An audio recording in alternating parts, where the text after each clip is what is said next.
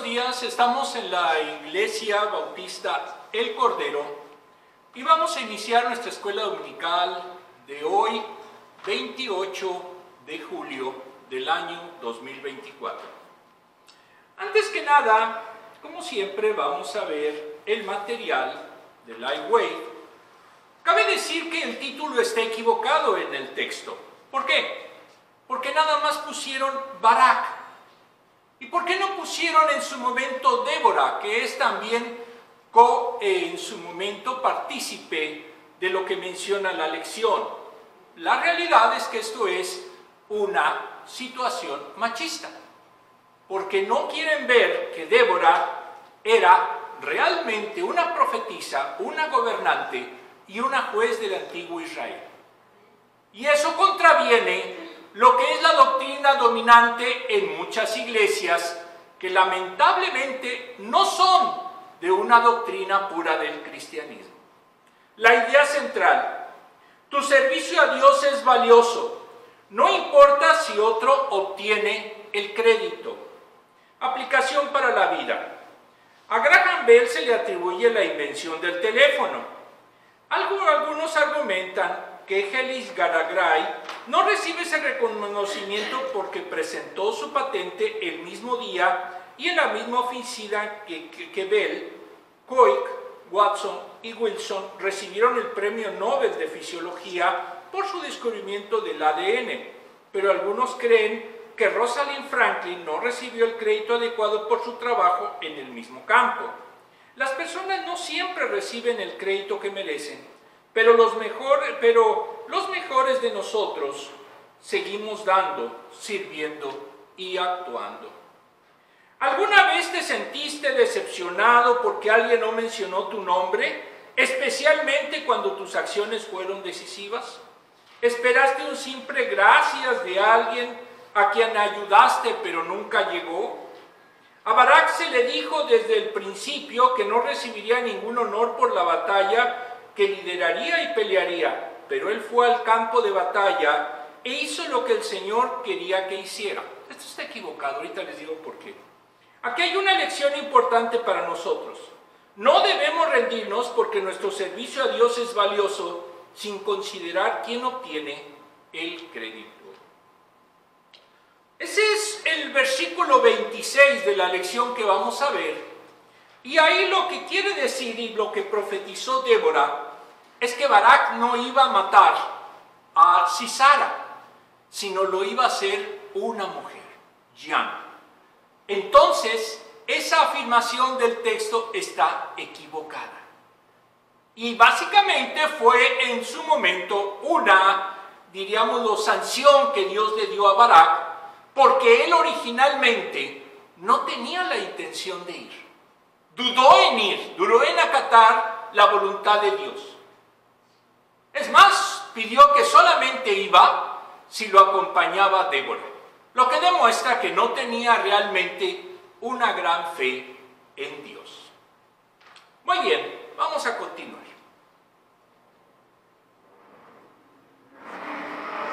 En el primer post vemos del lado izquierdo lo que eran las ruinas, se supone, del palacio de Jabín, que era el rey de Sisara. En la segunda, déjenme ver aquí. Perdón. En la segunda vemos la lección que aparece, la ilustración que aparece en el texto, que se ve en su momento un jarrón de la época. No sabemos realmente qué significa ni por qué lo pusieron ahí.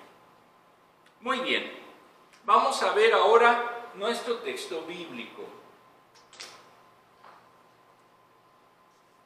Jueces 4, del 4 al 8. Ya saben que yo utilizo la nueva versión internacional. Ustedes pueden en su momento ver la Biblia que consideren adecuada. En aquel tiempo gobernaba Israel una profetisa llamada Débora, que era esposa de Lapidot. Era entonces una mujer casada, al cual Dios le dio el don de profecía.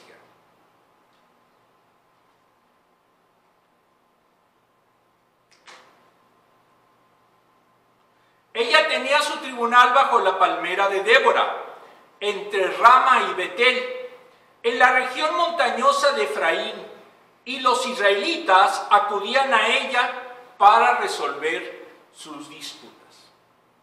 Entonces gobernaba Israel, era juez y era profetisa.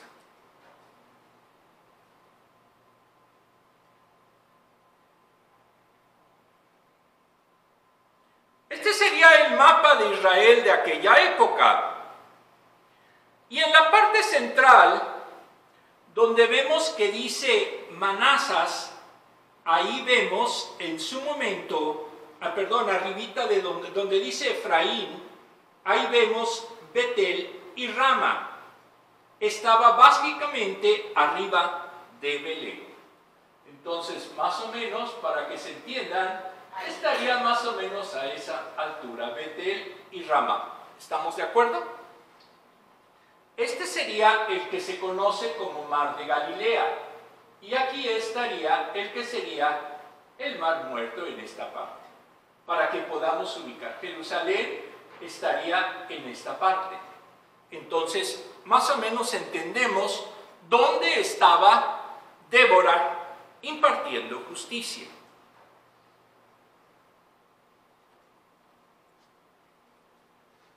Débora mandó llamar a Barak, hijo de Abinoam, que vivía en Celes de Neftalí, y le dijo: el Señor, el Dios de Israel, ordena: ve y reúne en el monte Tabor a 10,000 hombres de la tribu de Neftalí y de la tribu de Zabulón.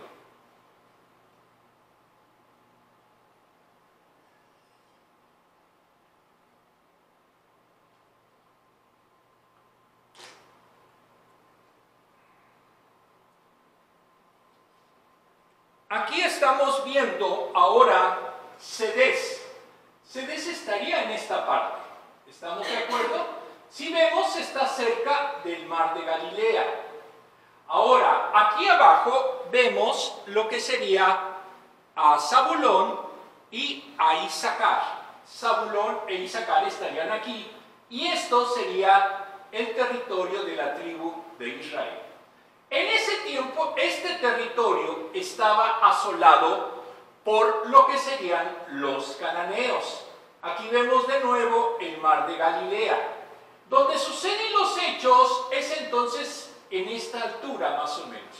Por ahí está el monte Tabor, y junto con el lago o con el río Cuisí.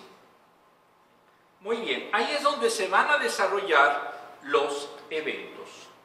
Estos eventos fueron reales, no fueron imaginativos, no es un mito.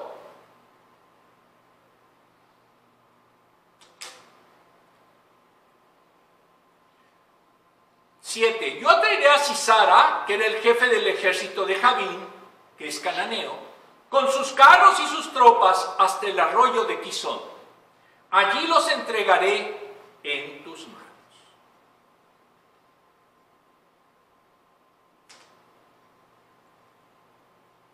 Barak le dijo: solo iré si tú me acompañas, de lo contrario no iré.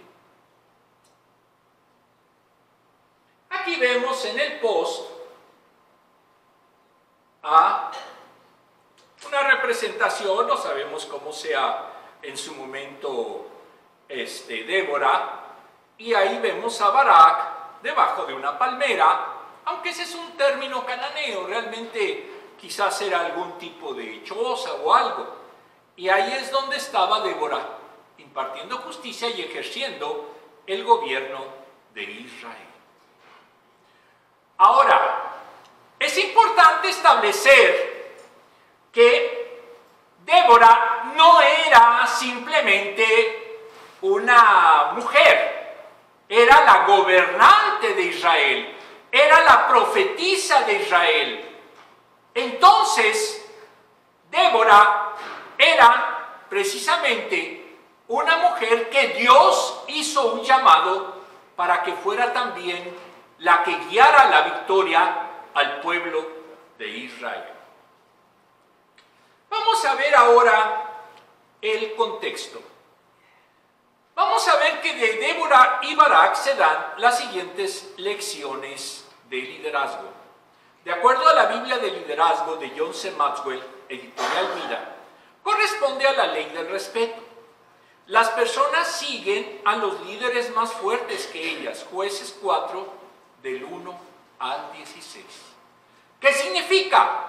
Que Débora era respetada en todo Israel, era la gobernante. Es decir, a cuyo liderazgo respetan los menos diestros, siguen a los más diestros. Los seguidores buscan a quienes son mejores líderes que ellos mismos. Cuanta más capacidad de liderazgo tenga una persona, más rápidamente reconoce el liderazgo o la falta de él en otros. Cuando se reúne un grupo, los líderes de inmediato toman las riendas, piensan en la dirección en que se debe ir y a quienes quieren llevar con ellos. El líder no es que yo anuncie que soy líder, sino que yo tengo que demostrar con mis acciones que soy digno de ser. Y es lo que en este caso hizo Débora. Cuando se reconoce a los líderes más fuertes, entonces se les sigue. Para que Débora llegase a tener ese liderazgo, reconocido incluso por Barak, tuvo el siguiente proceso. Primero, respetarse a uno mismo y a sus compañeros. Por eso a ella acudían a resolver sus controversias. Porque ella en su momento era sabia. Era digna de confianza de decidir los problemas que se le presentaran. 2. Sobrepasar las expectativas de otros. Tuvo la visión, inspirada por Dios, de que debía de hacer Israel. Le reconocieron el respeto y por ella fueron a esa milla extra para lograr la victoria. No fue casualidad, porque ya ella tenía un prestigio y por eso Israel la siguió. 3. Permanecen firmes en tus convicciones. Tuvo que tenerla para convocar a Barak y le ordena luchar, incluso cuando él dudó de la campaña. Los seguidores respetan a un líder con convicciones y disposición a unirse al viaje. No es sencillo que alguien acepte que otro lo dirija. Por eso en su momento Barak, ¿a quién pidió llevar? A Débora. ¿Por qué? Porque la consideraba su líder. Además, él dudaba de sí mismo. No era el más valiente de todos los soldados. 4. Poseer una seguridad y madurez poco comunes. Ella nunca se adjudicó la victoria, sino que reconoció a quienes ayudaron a ganar a la nación. Los líderes respetables no toman mérito para sí mismos. Dan todo lo que puedan a los demás. Aquí, ¿quién dijo que había sido quien había ganado? Dios. Si vemos el capítulo 5 en su canto, reconoce antes que nada la gloria a Dios. 5. Experimentar el éxito personal. Los líderes disfrutan el éxito porque ellos ya lo han tenido. Dan todo lo que puedan a los demás. Cuando un verdadero líder está al frente, tiene éxito porque los demás tienen éxito también. 6. Contribuir al éxito de otros. Hizo lo correcto al llamar al pueblo a la batalla. Les dio un comandante y los recursos. Les dio la palabra del Señor de que ganarían y lograron destruir al rey de Canaán. Jueces 4:24. Pero esto, ¿cómo lo pudo haber hecho? Si no es precisamente teniendo la firme convicción de que Dios estaba con ella. Y eso lo hace porque en virtud de que era una profetisa. 7. Pensar por delante de otros. Le dio el plan y lo acompañó y obtuvieron la victoria. Muy bien. Los líderes, en otro punto, los líderes ejercen su autoridad en los siguientes niveles. Vamos a ver el primero. Posición. Títulos. Débora era profetisa y juez, pero si solo se sostiene por sus títulos, se vuelve más débil. No porque alguien alguien les diga que es pastor, lo es. No porque alguien diga que estudió en un seminario, lo es. Porque necesita demostrar que verdaderamente ama el ministerio y sigue los pasos del ministerio. No es que se autoproclame, sino que tiene que tener los conocimientos y la convicción para que todos lo reconozcan como tal. 2. Permiso. A medida que lo conocen, los seguidores quieren seguirlo. Iban a Débora por su sabiduría, pero no solo por eso se sigue a alguien. ¿Ustedes creían que les importaba que era una mujer? No, porque sabían que Dios la había ungido como gobernante, como profetisa.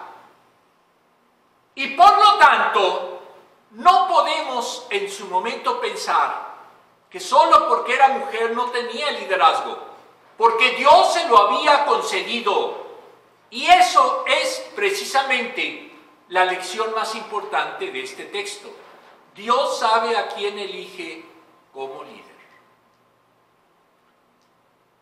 3. Producción. Al lograr juntos sus metas, la influencia y respeto aumentan. Débora tuvo éxito como juez y de allí se pudo saltar al siguiente nivel, como fue precisamente llevar al ejército a la victoria. 4. Desarrolló de las personas. El líder debe de ayudar a otros líderes a alcanzar su potencial.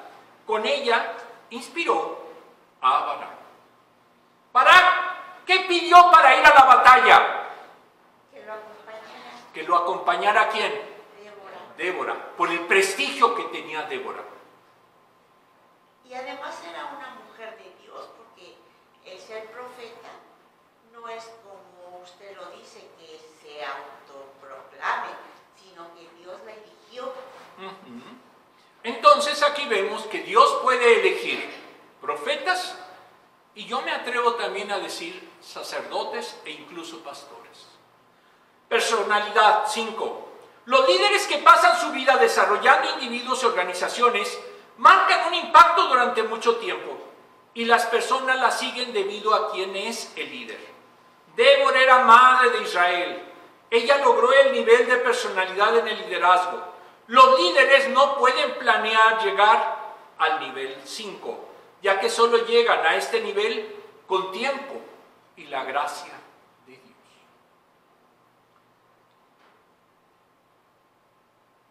Versículos 4 a 8. En el libro Comentario Bíblico de Moody del Antiguo Testamento de Charles F. Fetfer, editorial Portavoz, nos dice que para distinguir a estos gobernantes se usa la palabra shopet. Eran los magistrados civiles o jefes de Estado. Es mucho más amplio que el término juez para el castellano. Eran hombres o mujeres dotados por el Espíritu Santo, suscitados por Dios y energizados por Él para confrontar crisis específicas en la historia de Israel. Dios era considerado el rey de Israel, 1 Samuel 8:7, aunque por el pecado redujo al pueblo a un estado de anarquía, Jueces 21:25. Ejercían autoridad por revelación de Dios en asuntos militares, civiles y de administración de justicia, 4 del 4 al 5. Los versículos 4.1 al 5.31 se titulan La opresión de Javín y Sisara. Termina por Débora y Barak. Javín era un gobernante cananeo que se sublevó contra Israel, se atrinceñó en Hazor, que era una fortaleza más importante del norte de Canaán. El capitán de su ejército se llama Sisara. Habitaba en Haroset Magin, actual Tel Amar, localizado en la entrada del valle de Asir, 16 kilómetros al norte de Megiddo. Tenía 900 carros de hierro. Los israelitas no habían entrado a la edad de hierro. ¿Esto qué significa? Literalmente los israelitas estaban en inferioridad militar. No sabían todavía cómo trabajar el hierro. 20 años pasaron oprimidos por los cananeos. Débora era gobernante y juez en Betel y Ramá, ya vimos dónde está. Estaba en Benjamín, en la tribu de Benjamín, al norte de Jerusalén. Allí Samuel también juzgó a Israel posteriormente. Primera de Samuel 7:16. Llamó a Barak, que estaba en Cedes de Neftalí, ya vimos dónde estaba, la cual era una ciudad de refugio, Josué 20:7. ¿Cuáles eran las ciudades de refugio? ¿Alguien recuerda? De refugio. Era una ciudad que permitía asilar a quienes eran perseguidos por un homicidio involuntario. Y normalmente ahí tenían una especie como de salvoconducto para que no fueran apresados y no se les juzgara hasta que terminara su juicio. Entonces, esa era una ciudad de refugio. Lo importante en todo lo que vean ustedes es buscar el contexto. Y ese contexto lo tienen que buscar en varias fuentes. No viene por iluminación del Espíritu Santo. De una vez se los digo. Muy bien. Una pregunta, disculpe. ¿Qué es contexto? Contexto es básicamente que entendamos que la Biblia es un sistema y que todo el sistema está vinculado uno con otro. Es decir, aquí por ejemplo, para entender qué es por ejemplo ciudad de refugio, tenemos que ver en la Biblia cómo funcionaron las ciudades de refugio. Ese es el contexto. Ver, entender lo que en su momento la Escritura quiso decir de acuerdo a quien dijo escribió la palabra en el tiempo, en la historia, en el momento cultural en el cual lo hizo. Eso es contexto. ¿Ok? No es tomar un versículo, ¡ay, qué bonito! Y ya, lo tengo como estandarte. No, porque nuestro versículo, más bien nuestro punto más importante es tener a la Escritura y a la palabra de Dios como guía de nuestras vidas. Muy bien. La zona más cercana a los opresores cananeos, esto es, Cedes, estaba cerca de donde estaban los cananeos. Le ordenó que juntase a su ejército en el monte Tabor, parte nororiental del llano de Zorraelón. Ella profetizó que allí Sisara iba a ser vencido. Barak iría si Débora lo hacía, por la seguridad que ella inspiraba, asegurando la victoria en la batalla. En el libro de comentario bíblico de Matthew Henry, editorial Unilit, interpreta que quienes en el nombre de Dios llaman a su deber a los demás, deben estar dispuestos para asistirlos. Barak apreció más la satisfacción de su mente y el buen éxito de su empresa. Desde luego, si lo acompañaba, ¿quién? Débora. En el libro Comentario Bíblico Contemporáneo de René Padilla y otros, editorial Kairos y otras, nos dice que hubo una pareja de jueces, Débora y Barak, 4 del 1 al 5:31. Agregando el plan de Dios de labios de Débora, era traer Sisara con todos sus carros de hierro al arroyo de Quizón, para que allí lo ataque sorpresivamente. Cedes queda cerca de Quizón. Barak no era valiente, y por ello le pide a Débora que lo acompañe. Aquí ella era la valiente y Barak no tanto. De hecho, Sisara caerá en manos de una mujer, que lo dice en 4:9. No será la gloria para Barak. Aunque él ganó la batalla, pero la gloria, quien va a matar a Sisara, al general, fue una mujer. En el libro Comentario Bíblico Histórico de Alfredo Edersheim, editorial CLIE, comenta lo anterior de la siguiente forma. Débora significa la abeja, aunque hay dudas del significado real. Es un nombre en su nombre. Se describe como una mujer ardiente. Barak significa relámpago, hijo de Abinoam, que quiere decir Dios es favor.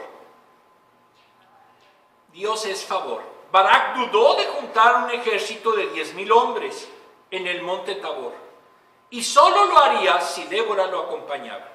Incluso Débora predijo que el éxito final lo haría una mujer que se llama Jael. Tabor significa la altura, mide 1000 pies de elevación y está a unas 4 a 6 millas al este de Nazaret. Entonces estamos viendo que ahí es una región al norte de lo que sería el antiguo Israel. Sus faldas se cubren de bosques y su cima tiene una de las mejores vistas de Palestina.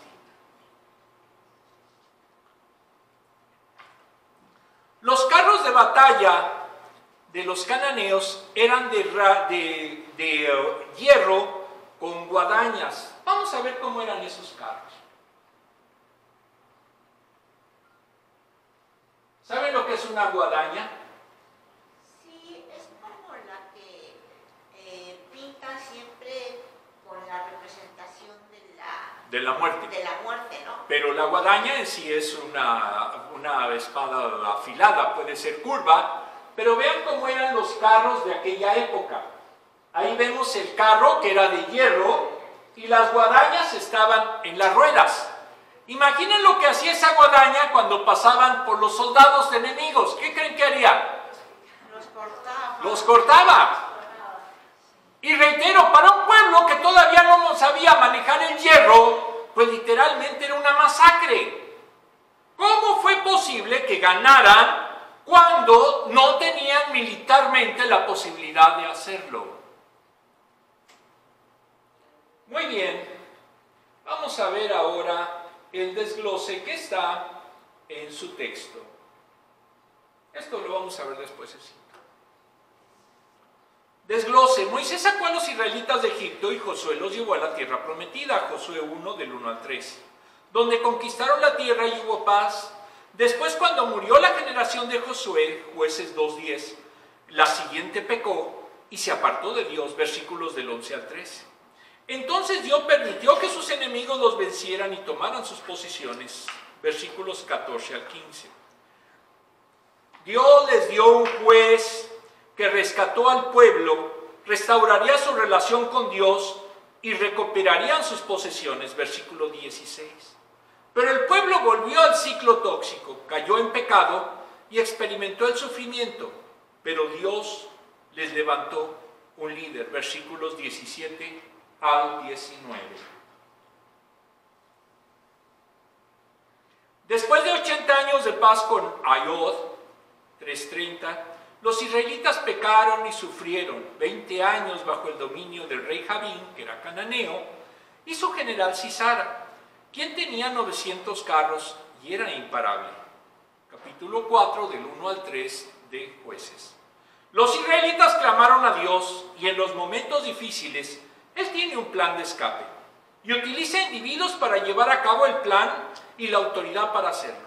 Dios usó a Débora y a Barak para rescatar a su pueblo.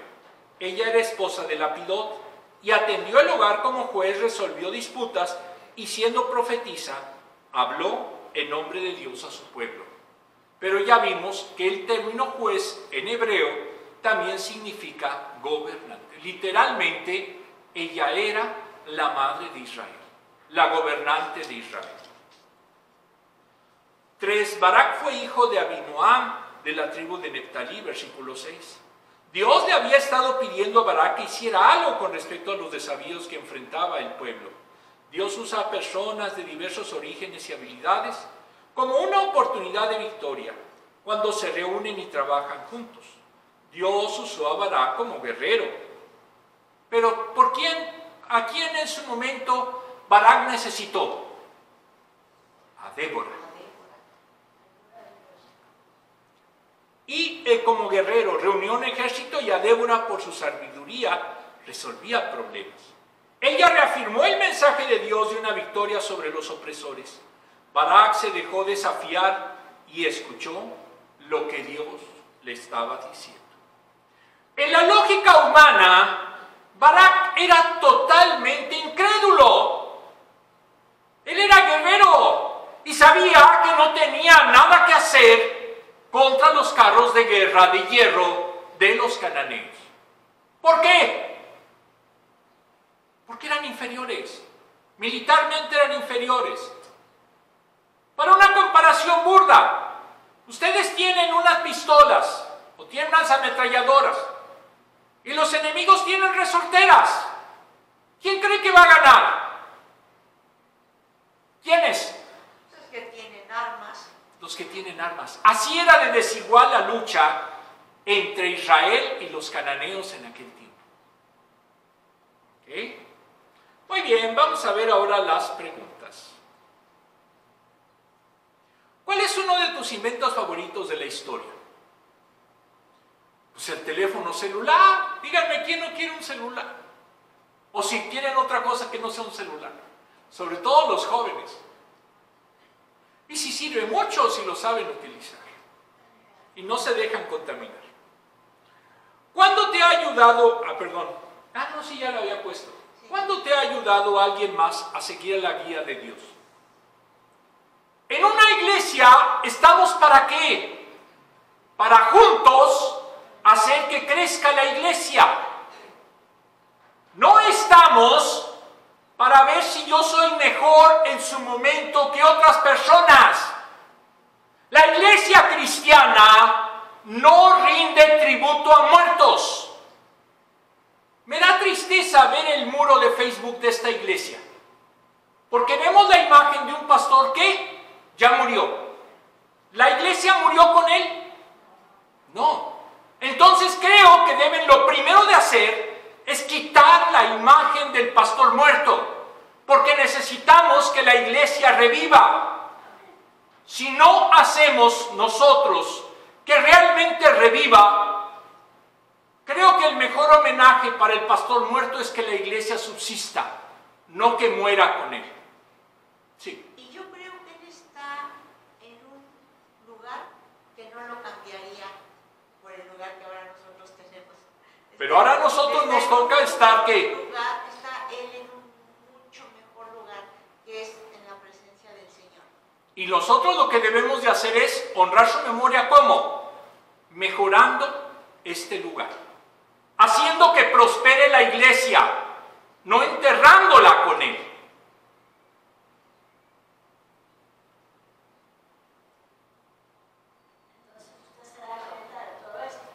Me doy cuenta, y precisamente por eso lo hago.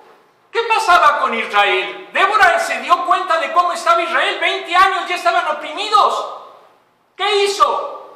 Pues yo no sé si voy a poder decirles a mis hermanos que se necesitan rebelar. Ella le dijo bien claro a Barak: junta 10,000 hombres y vamos a ganarles a los cananeos. Pero si no tenemos armas, no sabemos nada de armas. Pero ¿saben qué? Ellos tenían ¿a quién? A Dios. Y a Dios nosotros, y en Dios también nosotros, debemos de confiar. ¿O no confiamos en Él? Muy bien. Vamos a ver ahora Jueces del 12 al 16. Cuando le informaron a Sísara que Barak, hijo de Abinoam, había subido al monte Tabor, ¿ok?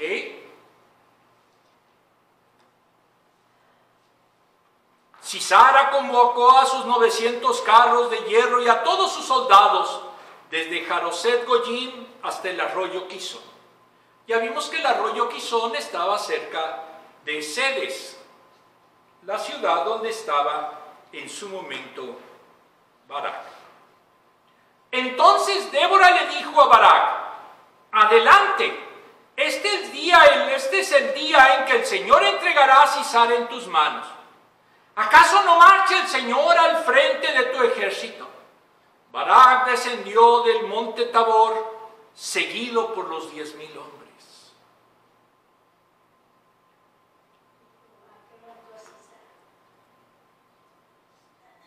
15. Ante el avance de Barak, el Señor desbarató a Sísara a filo de espada, con todos sus carros y su ejército, a tal grado que Sísara saltó de su carro y huyó a pie. ¿Mandé? Huyó a pie. Huyó. No se fue, ni huyó. Barak persiguió a los carros y al ejército hasta Jaroset Goyim. Todo el ejército de Sisara cayó a filo de espada.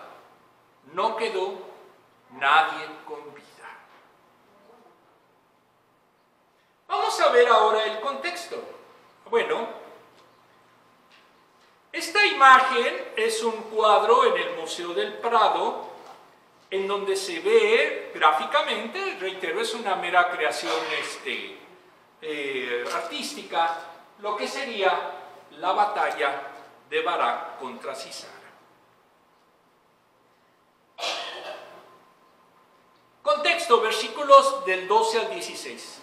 En el libro de René Padilla, la emboscada que Dios le reveló a Débora funcionó a la perfección. El ejército de Sisara es derrotado por completo.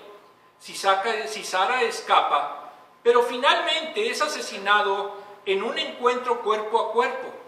Previamente fue engañado, ya que Sisara busca refugio en la casa de Jael, esposa de Eber, el kenita. Este es el 4:11. Javín y el clan de Heber llevan buenas relaciones, lo reciben y lo ocultan bien. En lugar de agua le da leche. Se queda sin su guardia y Jael le clava una estaca en la sien. Cuando Barak llega, Sisara ya estaba muerto, 4:22. Con esto Javín fue humillado e Israel poderoso. El capítulo 5 cuenta la misma historia de forma poética. En el libro de Moody se agrega que la emboscada fue que las fuerzas de Barak bajaron del monte Tabor, se lanzaron contra el ejército de Cananeo en el valle. Hubo pánico porque los carros resultaron inútiles cuando se desató una tormenta que hizo que el río Sison se desbordara, 5:2, haciendo que sus carros estuvieran atascados en el valle.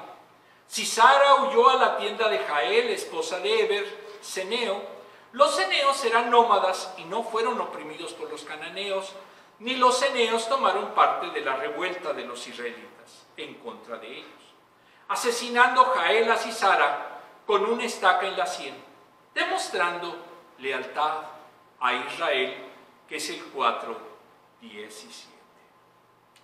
¿Por qué fueron inútiles los carros de Sisara? Se hundieron. Porque hubo una tormenta. Eso provocó que hubiera una luz de lodo, literalmente. Y ustedes traten, si un coche, ¿qué pasa cuando entra el lodo? Se puede quedar ahí varado, ¿estamos de acuerdo? Imaginen ruedas de madera en aquel tiempo. Desde luego que también se quedaron varadas. Entonces la lucha dejó de ser con carro contra personas, sino de cuerpo a cuerpo. Y ahí ya no hay ventaja. Y fue cuando pudo, en su momento, Barak y su ejército derrotar a los cananeos. ¿Fue milagrosa esa lluvia? Sí. ¿Por qué? Porque recordemos que las tormentas, más en ese momento, resultaron por un designio divino. Entonces, ¿quién estaba luchando con el ejército de Israel? El Señor. Cuando nosotros creamos que tenemos una campaña demasiado difícil, que hay un enemigo invisible, invencible en contra de nosotros, si tenemos al Señor, créanme que podemos nosotros vencer a ese enemigo que pensamos que era todopoderoso. Desglose. Barak estaba intimidado por Sisara. Por 20 años quería formar un equipo y que Dios estuviera al frente de él. Débora lo acompañó como representante de Dios. Fue esencial y apreciada. El ejército lo formó con familiares y amigos de la tribu de Neftalí y Zabulón, es el 4:10. Incluso otras tribus se adhirieron como Efraín, Benjamín e Isaacar, 5 del 14 al 15. Barak se centró en la voluntad de Dios incluso cuando las probabilidades estuvieran en su contra. Eso es humildad y sacrificio.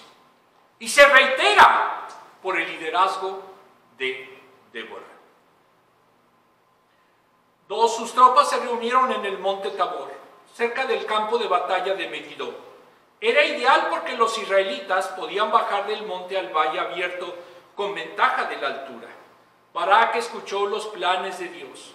Sisara fue advertido y se desplazó con todo su ejército, versículos 12 al 13. Débora profetizó que atraería a Sisara a ese lugar, versículo 7. Israel no tenía ni escudos ni lanzas, 5:8. Barak recibió la orden de partir y su ejército logró una gran victoria. El ejército de Sisara entró en pánico, versículo 15. Dios hizo que lloviera, las ruedas se quedaron atascadas en el fango. Los cananeos adoraban a Baal, dios de las tormentas, 5:4. Dios provocó una inundación que inutilizó sus carros, versículo 20 al 22.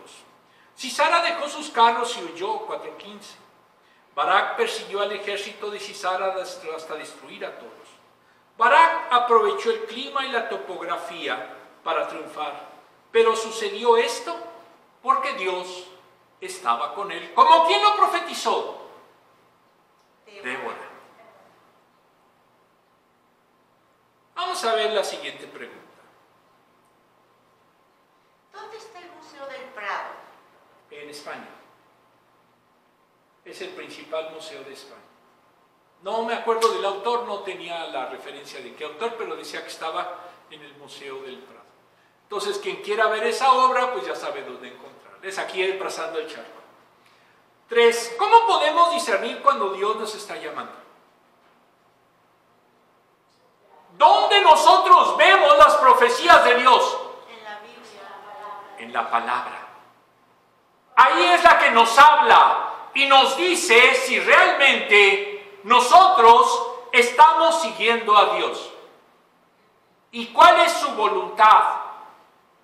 No es lo que me diga fulanito o sutanito. Debemos nosotros encontrar la comprobación de nuestras acciones, la guía, nuestro GPS de vida en la palabra. ¿Lo creemos? Amén. Amén. Muy bien, vamos a ver los últimos versículos. Jueces 5, del 1 al 5. Ya dijimos que esto es una oda, esto es un poema. ¿Estamos de acuerdo? Aquel día Débora y Barak, hijo de Abinoam, entonaron este canto. Es también uno de los primeros ejemplos de lo que era la poética israelita, que después tendría su cúspide en Salomón. En Salomón y David, con los salmos, y Salomón con los proverbios. Cuando los príncipes de Israel toman el mando, cuando el pueblo se ofrece voluntariamente, bendito sea el Señor.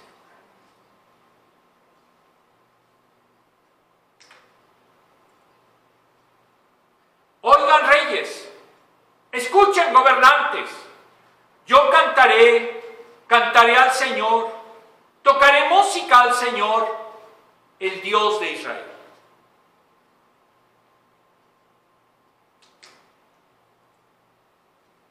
Oh Señor, cuando saliste de Seir, cuando marchaste de los campos de Edom, tembló la tierra, se estremecieron los cielos y las nubes derramaron agua. Seir y Edom estaba al sur de lo que sería Judá.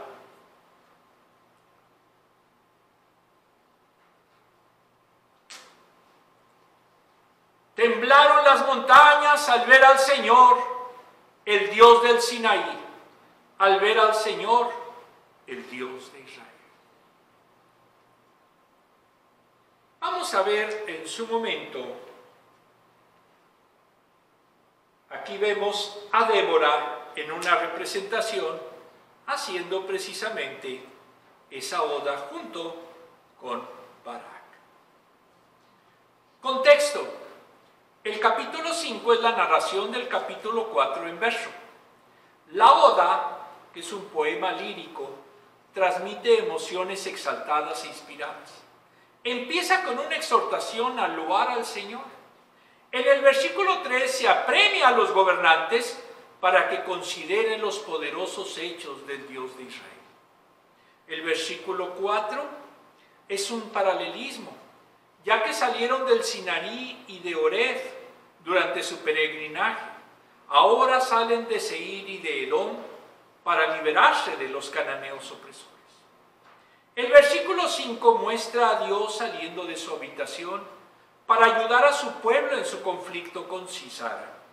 Toda la naturaleza se convulsiona al entrar Dios en su poder. El Sinaí representa la teofanía de Moisés. ¿Qué es teofanía? Ustedes son teólogos, díganme, ¿qué es teofanía? Teofanía. ¿Alguien? Ese es contexto. Teofanía es simplemente el encuentro a cara con Dios. Como por ejemplo el que tuvo en su momento Moisés, el que llegaron a tener otros profetas, por ejemplo Job, que también tuvo un encuentro con Dios, etc. Cuando hablemos que es cara a cara con Dios, eso se llama teofanía. Apúntenlo por ahí. ¿Ok? Muy bien.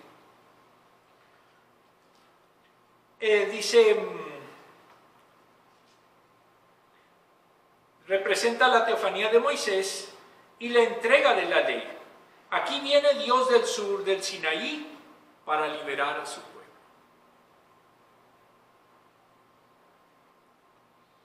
El capítulo 5 es la narración, esto ya lo habíamos visto. A ver. Reflexión. Este es lo último. En el libro 95 tesis para la nueva generación de Lucas MacNeil, editorial CLIE, vemos la tesis 72. La marginación de las mujeres no pertenece al corazón del cristianismo. Es un lastre que debemos sacudirnos de una vez por todas. No puede haber un evangelio sin cultura.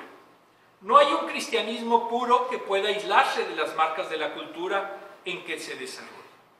Nació en Palestina hace 2000 años. Todos los primeros cristianos fueron ¿qué? ¿Qué religión tenían?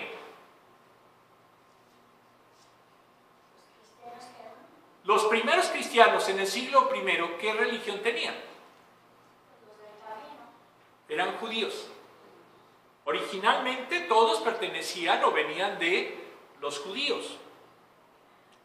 Ahora, incluso Jesús, después de los años 70, después de nuestra era, cuando cayó en su momento el templo de Jerusalén y fue destruido, se expandió sobre todo en tierras paganas. Se relocalizó en la diáspora. ¿Qué es diáspora? Cuando todos los judíos salen geográficamente. La diáspora viene cuando hubo el primer exilio a Babilonia y entraña todos los judíos que fueron dispersos por el mundo. Y a la fecha se le conoce igual. Una diáspora es cuando los judíos se encuentran en varios lugares. A todos ellos se les llama diáspora. Por eso cuando se va a Israel, habla todos los idiomas, porque con la ley del retorno del exilio a geográficamente lo que es Israel como país, no hay problema con ningún idioma, porque ellos trajeron idiomas ruso, español, de todos, chino, japonés, inglés, hablan de todo. Bueno, a finales del siglo I, Jerusalén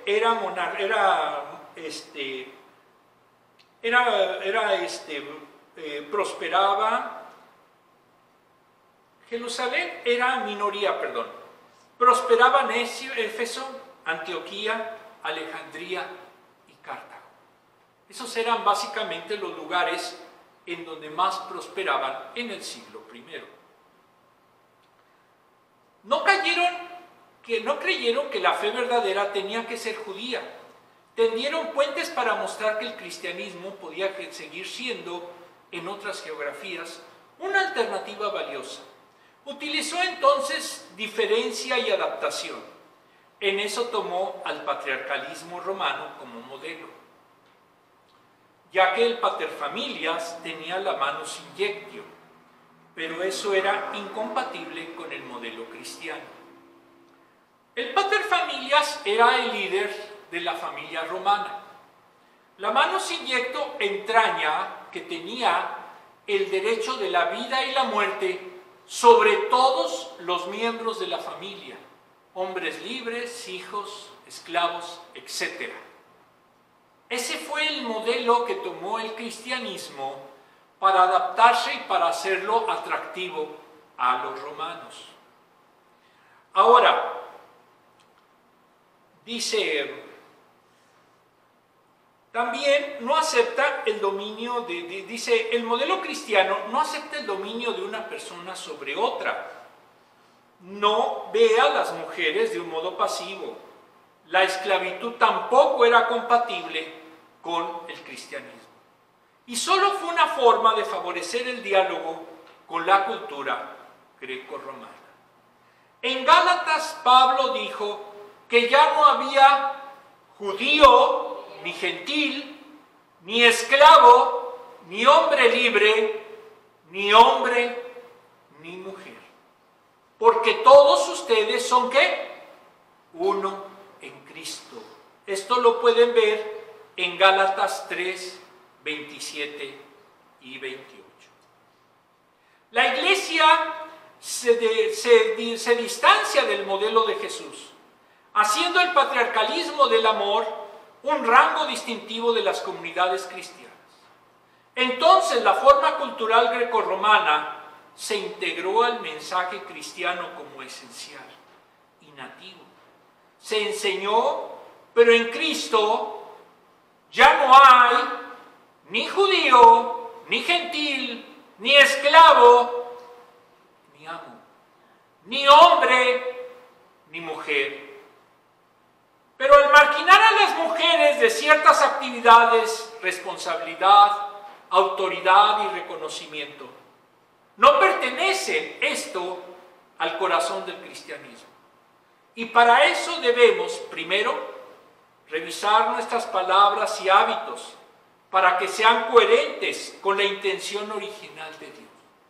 Y dos, no aferrarnos a privilegios exclusivos, sino vivir en humildad, servicio y obediencia.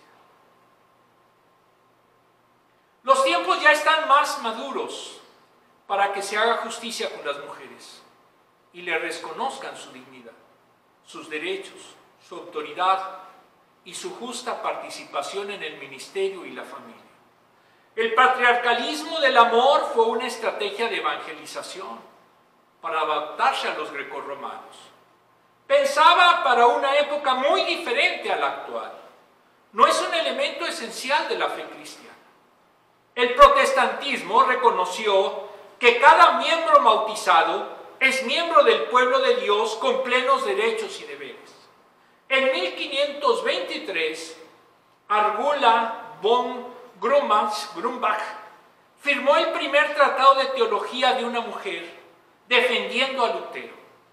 El derecho al voto surgió de grupos de mujeres que se organizaron al interior de las iglesias. El pentecostalismo ordenó a mujeres como pastoras, misioneras, maestras y predicadoras. William Seymour, líder del avivamiento de la calle Azusa, dijo: Jesús convocó en el aposento alto a mujeres y hombres por igual y los ungió con el óleo del Espíritu Santo, calificándolos para ministrar en este evangelio en el día de Pentecostés. Todos predicaron por el poder del Espíritu Santo. En Jesucristo no hay varón ni mujer, porque son uno. ¿Y esto quién lo dijo? Pablo. ¿Y lo dijo quién? En Gálatas. Si la iglesia excluye a las mujeres, amputa una parte de la imagen de Dios en ella. Estará enferma y frágil.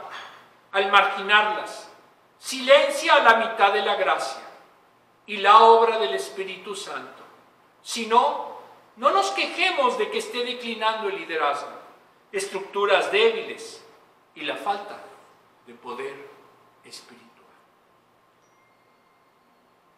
Desglose.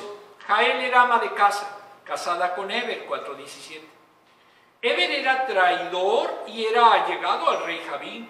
Jael tenía privilegios, pese a la opresión, pero Jael asesinó a Sísara y después jugó un papel fundamental de pacificadora, que iniciaría una época de paz que duró 40 años, 5:31. Es posible que se hubiera preguntado con incredulidad, ¿quién? ¿Yo? Era ama de casa. ¿Débora también era ama de casa? Sí, era también ama de casa. No fue Débora quien asesinó a Sísara, ni tampoco Barak, sino una persona totalmente desprevenida. Jael clavó una estaca en las sienes de Sísara, mientras él dormía en su tienda, versículo 21. Por esta acción pasó a la historia. El mérito es de Dios, no de Jael, Barak o Débora. Débora junto con Barak, después de la guerra, adoraron al Señor. ¿Y esta adoración en qué capítulo está? En el capítulo 5, recordemos. Débora compuso la canción para celebrar la victoria y ayudar al pueblo en su adoración a Dios. Describió cómo por la intervención de Dios, sus enemigos entraron en pánico y las montañas se derritieron, apareciendo el mar. Reconocieron que la obra de Dios hizo que tuviera éxito. No lo hubiera podido lograr por sus propios esfuerzos. Vamos a ver las últimas preguntas.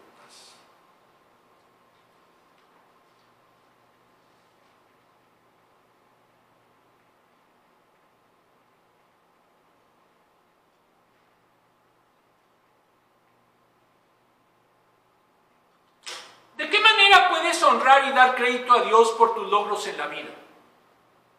¿De qué manera? En lo personal, yo hago este ministerio para honrar a Dios.